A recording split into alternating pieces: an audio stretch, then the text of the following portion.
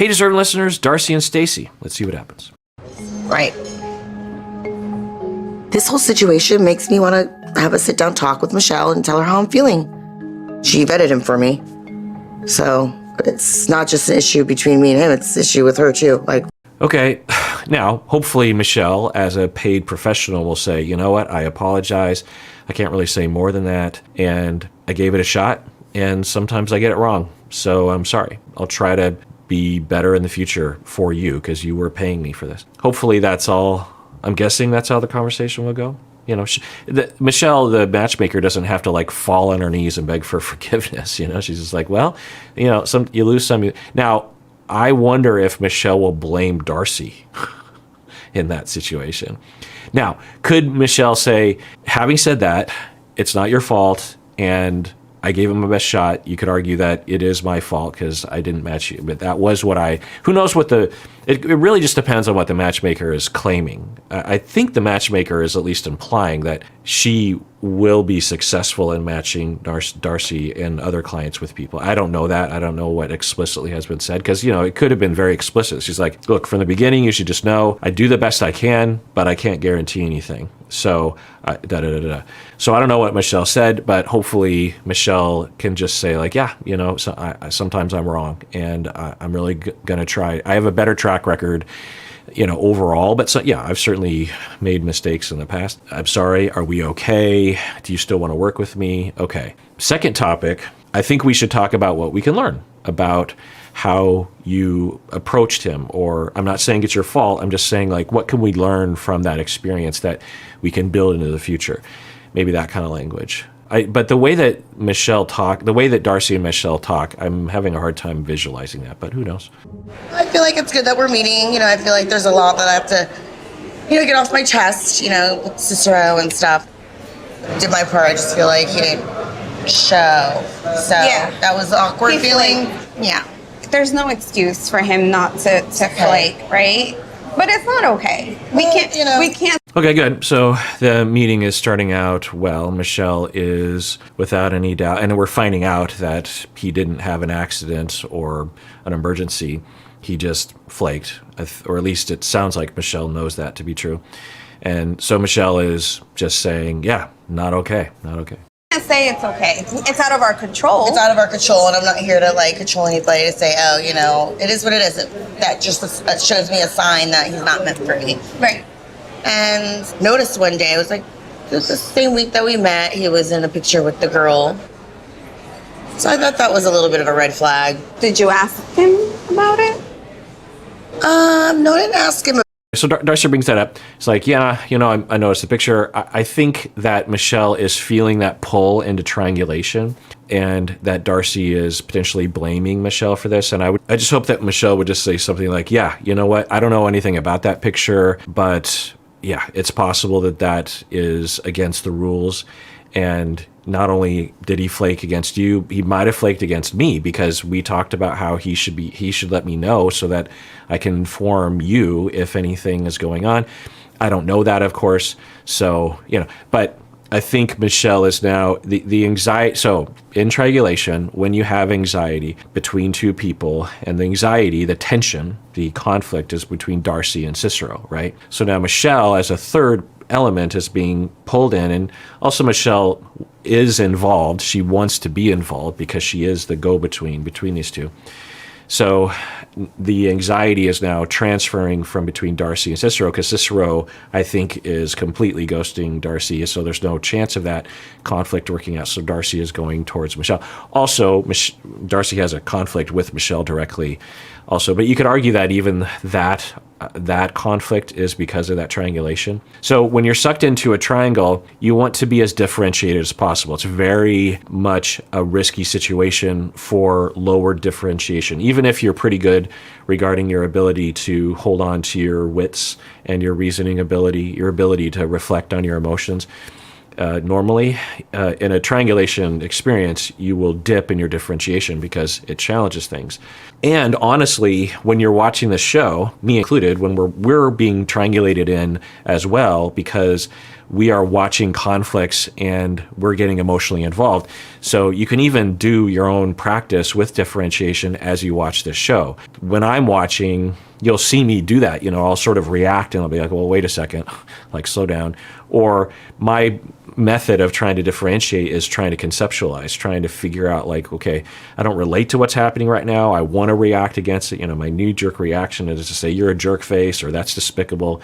But hold on, like maybe there's another answer here. Let's reflect. Maybe it's okay to, after I reflect, to actually just conclude that that person is a jerk face. I will do that, but that's after some reflection, right? Anyway, so for Michelle, I would just hope that she would take a breath and say like, so I'm feeling some energy from you. Did you want to say something to me directly? Because I could certainly, we could talk about that. And I could apologize to you. Let's see how this goes. A red flag. Did you ask him about it? No, I didn't ask him about. Right, and I keep chiming in, but I think that Michelle saying that is she's trying to blame. She's trying to say, well, this is your fault. Darcey is implying this is your fault, and I have a bone to pick with you. And Michelle, I think because she's defensive, is trying to find a way out of it. So she's like, well, did you talk to him about it? Well, of course she didn't talk to Cicero about it because that was the day, I believe, that she got stood up. So she's supposed to, after she stood up, reach out to Cicero and go like, what's that picture? And plus, is that really even appropriate, even if they were still dating? Like, I just hope that Michelle, let's see what Michelle does. I was in a picture with the girl. So I thought that was a little bit of a red flag. Did you ask him about it? No, I didn't ask him about it. At the end of the day, Darcey, I can't control him. I want to clear that air because Yeah. he did give me some feedback. He brought up just a couple of things. Oh, no. Yeah. So I think it's going the way that I said I hoped it wouldn't. I mean, I didn't predict it would go this way, but I thought this would be kind of the worst version of this, is essentially implying that Darcey's to blame. I said this before.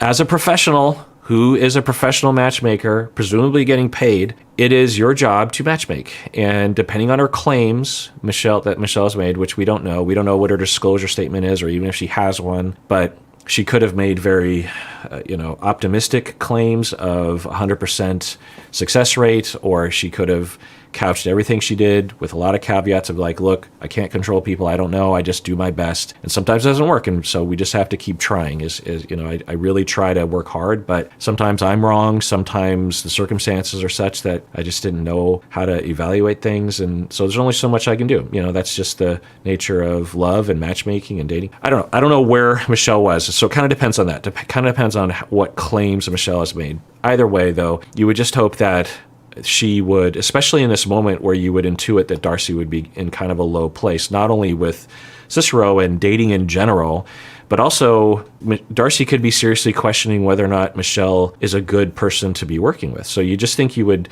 listen and say, yeah, what's going on? And I will apologize for not setting you up with someone that was better for you.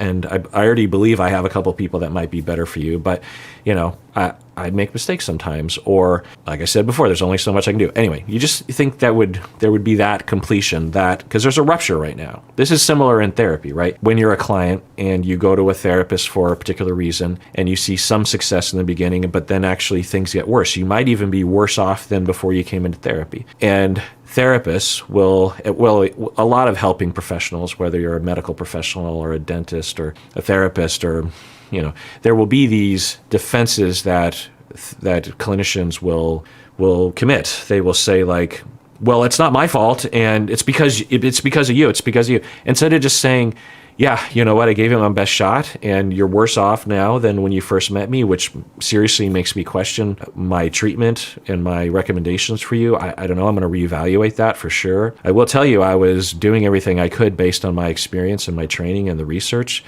But yeah, this is concerning, and I'm sorry. And so let's try to fix this situation. I just hope that clinicians would do that. And she's kind of in that category of a helper, right? But some therapists will do this, and I've heard about them. I've seen them do this sort of thing where they will have a client that will be worse off later on, and the therapist will say something like, well, instead of having that rupture repair, instead of taking responsibility or just having a more compassionate approach, the therapist will say something like, well, it's because you haven't been working hard in therapy, or it's because, remember that one time when I recommended that you come in twice a week and you refused, it's because of that, or it's because you didn't apply the skills. And I'll hear therapists talk like this in consultation. There will be a group of therapists talking about clients to help each other out with their work, and I will hear, and I'm guessing I've committed that at times.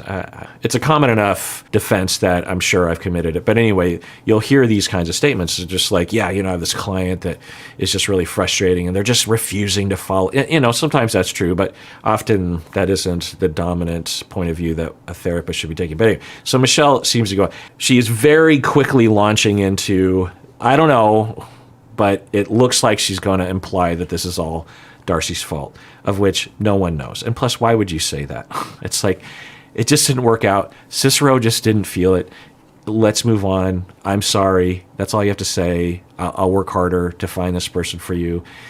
And you don't have to deflect. I want to clear that air because he did give me some feedback. He brought up just a couple of things. One of the things that he did bring up was social media and the optics of it, how it looked.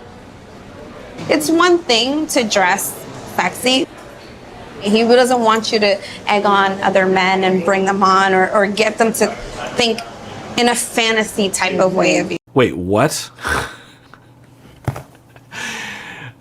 Cicero, having had what I would call two sort of barely dates, or two very formal dates without any chemistry really between the two of them, maybe 1.5.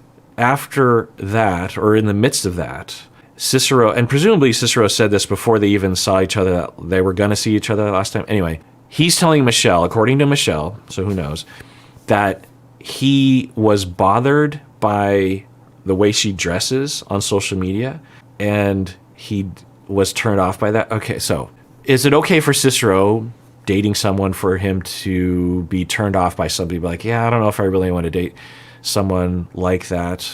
Okay, yeah, all right. That just means it's just not a good match. That's the whole thing with Michelle has been like, I said this before, if I was trying to help people along these lines, I'd be trying to take someone as they are.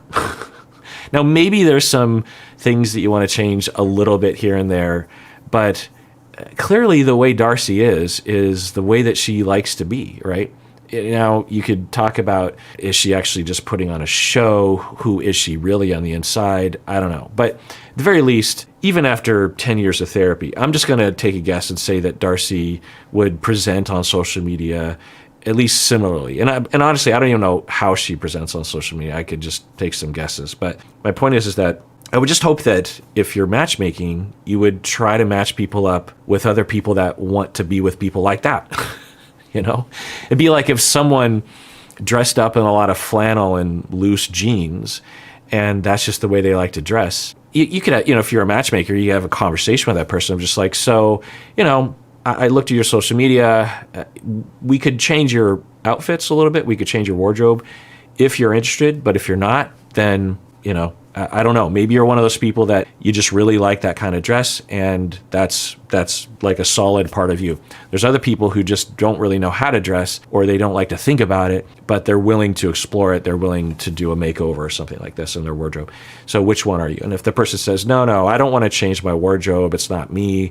I don't want to be fake. This is who I am, and I'd like to meet someone like this. You would hope that a matchmaker would be like, great, good to know. I don't want to insult you.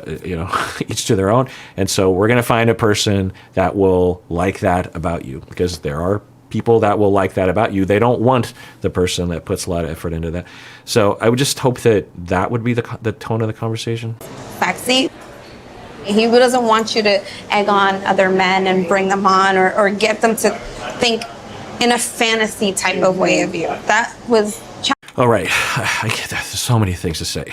I just, with Cicero, that is, who knows even what he said, but in terms of the way she's presenting it, this is very much in line with the idea that men own women's bodies, and also that if another man is lusting after your woman, in quotes, meaning that you possess this woman, which is of course ridiculous. If another man is lusting after your partner, then you are a bad, because that's what it is. It's that the toxic masculine notion that if you are allowing your woman to be seen that way, or to be even, so, okay, I don't know if I've ever gotten this, but there's a lot of talk online about cucks and about all that kind of stuff. So why is that an insult? Because when you think about cuckism, it's the notion that your partner is cheating on you and that you don't know what to do about it. So what's the alternative? That somehow you're supposed to control your partner? That you're, now, of course, what they'll say is you're not being a man enough for your partner, which is, of course, ridiculous. Is blaming the victim. If my wife were cheating on me, that's not my fault. She's cheating on me. That's her fault. So this notion is based on this toxic masculine idea that you, as a man, the only way you can be a real man, the only way that anyone will respect you, the only way that women will like you, is if you have full power and control over your woman, sexually, monetarily, everything. Physically, you have to have full control. You have to at least be perceived as having full control. And so if your woman were to have sex with another man, then that is one of the biggest insults you could possibly receive to your manhood. And so the only way you can make up for it is if you commit violence. You have to, if that happens, if your wife were to cheat on you, the only way you can regain your manhood is if you really go far into hypermasculinity. And one of the tools of hypermasculinity is aggression and violence and crime and abuse. And so you have to assert your dominance physically over your woman and possibly the man. And murder happens in these situations because men are trying to establish themselves as a real man because of the way society has indoctrinated them. They're still responsible legally and morally for their behavior, but the ideas in their head, they were not born with those ideas. So as an extension of that, if your woman were to be lusted after by another man, then that is a lower grade, but still a very much threat to your masculinity. And you cannot have that because everything depends on you being perceived as the ideal male that includes toxic elements. You can absolutely be an ideal male that doesn't include the toxic elements, that includes nuance, understanding, compassion, and humanness. But so that is why, in my estimation, a lot of men will participate in that effort of, I not only have to possess you and I have to control you and I have to beat you if you step out of line, but also you cannot be seen by others as me allowing you to be out there enough with your dress such that other men are lusting after you, because then I am not a man and I will lose everything. And it's ridiculous. Yeah, I've talked about this before, but just in brief, I am positive that other men have, or people, regardless of gender, have lusted after my wife. I'm just positive of that. That's just, that's a thing. This notion that somehow I am less of a man because someone looks at my wife that way, that I am not respectable, that I'm not doing my job as a man, that I could be unattractive, that I could be seen as unworthy, is ridiculous. Like, what does it matter if other people lust after whoever they lust after? I mean, there are implications, of course, but if, we're just walking down the street and someone glances over at my wife and they have a thought, like, what's it to me?